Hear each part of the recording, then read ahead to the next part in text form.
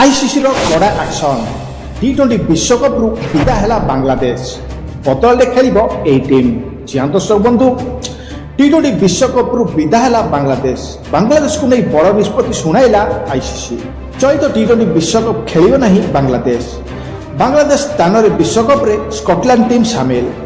सुरक्षा कारण दर्शाई भारत न आसवा बांग्लादेश जिद धरी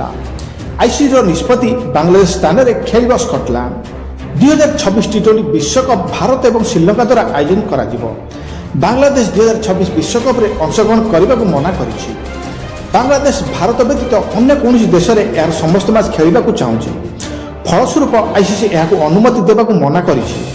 विश्वकप अंशग्रहण न करने जो बांग्लादेश एवं कोटी कोटी टंकार क्षति सम्मुखीन होउछि। यह व्यतीत बोर्ड राजस्व उपर एक बड़ प्रभाव पड़ो तेरे एत कोटी टंकार क्षति हे जे पीटीआई अनुଯାयी जदि बांग्लादेश विश्वकप खेलिबार